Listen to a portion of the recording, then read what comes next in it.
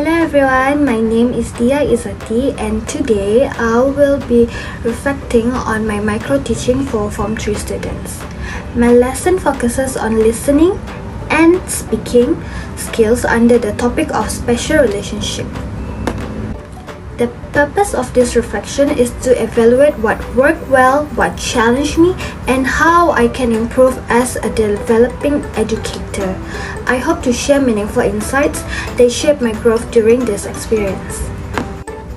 In this lesson, my objective was to help students identify emotions in relationships, respond appropriately in real-life speaking contexts, and express their own feelings using accurate vocabulary. I began by showing pictures of different relationships like siblings, friends, and family members to activate background knowledge. Students described the emotions they saw, which made the topic personally relatable. Then I presented key emotional vocabulary such as relief, jealous, let down, and ashamed.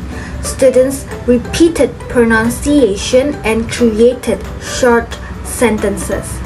The main activity was Snakes and Ladders, role-play game, an online game where each space included a mini listening and speaking task. Students either reacted to emotional situations or role-play based on relationship problems. One major strength was the high level of engagement. Students were excited to play and immediately interacted during the role-play. This showed that the game-based learning not only motivates students but reduces speaking anxiety, helping them speak more confidently. Secondly, the emotional scenarios were very authentic and relatable. Students acted out situations like comforting siblings, thanking a supportive friend, or responding to parents. Because these situations were realistic, students could connect English expressions with their own relationships. This helped them develop both language skills and empathy. Another positive impact was collaboration learning. I observed students supporting peers with vocabulary, ideas, and even feedback, which demonstrate communication and teamwork. That is the core of 21st century skills. Some students even corrected other sentences politely, showing a natural peer learning environment. However, the lesson wasn't perfect.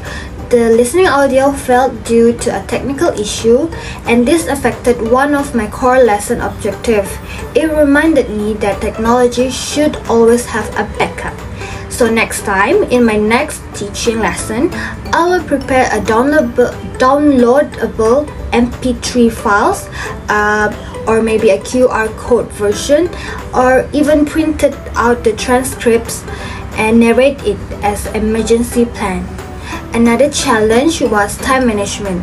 During the game, some groups took longer during the role play because they discussed ideas in depth. Although it shows good thinking, it slowed down the flow. So in future lessons, I will assign roles such as timekeeper or advisor and implement a 1-minute speaking timer for each turn. Finally, some students struggled with pronunciation of emotion words. A short pronunciation drill before the game would have helped them speak more confidently. Then moving on to the next part, this lesson helped me understand that language learning becomes more meaningful when it is connected to human emotions and real-life interactions. Students weren't just memorizing vocabulary, they were expressing feelings, comforting peers, and sharing gratitude. So moving forward, I aim to improve instruction clarity by modeling before activities, that is cuff holding, and then prepare backup resources for any listening tasks, included targeted pronunciation skills, and then use timers and group roles to maximize time management. So this improvement will make my future lessons stronger, clearer, and more student-centered. So in conclusion, although a technical issue interrupted the listening task, the lesson still created a significant impact. That is, students speak more confidently, express emotion accurately, help one another, and enjoy learning English through a meaningful game. Overall, this experience showed me that effective teaching is not about perfection, but about adaptability, authenticity, and meaningful communication. I'm grateful for this opportunity, and I am committed to applying these insights to shape myself into a more reflective and empathetic educator. Okay, so that is all from me. Thank you for watching.